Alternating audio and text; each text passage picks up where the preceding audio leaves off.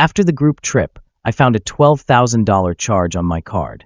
My sister said, it was for the whole family. Don't ruin the vibe. I smiled and said, then you'll love what's coming. That's when the floorboards started shaking.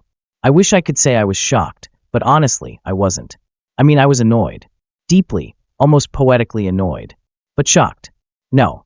That would have required some degree of belief that this one time, my family wouldn't find a way to creatively screw me over and gaslight me into pretending it was a group hug. The charge showed up the Monday after we got back.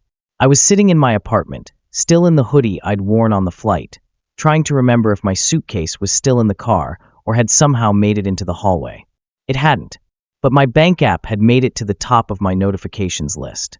$12,087.42. From a group charge, on a shared card I had very stupidly offered to put down for the Airbnb. And by Airbnb, I mean the basic beachfront rental I'd agreed to help book. Not, as it turns out, the luxury villa Tessa accidentally upgraded us to the day before the trip, along with a private chef, couples massages, for her and Mark I assume, and a 45-minute boat cruise, because the timing was perfect. I blinked at the number a full 5 times before refreshing the page, just in case my banking app had decided to experiment with psychological warfare. It had not. The money was gone.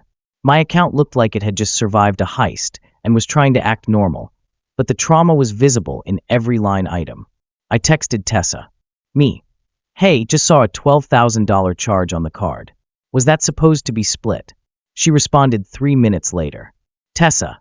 It was for the whole family. Don't ruin the vibe. Right. The vibe.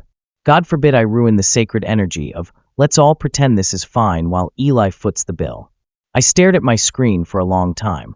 Not because I didn't know what to say, but because I knew exactly what to say, and it was either going to be the calmest sentence I've ever typed, or the kind of message that got screenshotted and added to family group chats with the caption, he's being weird again.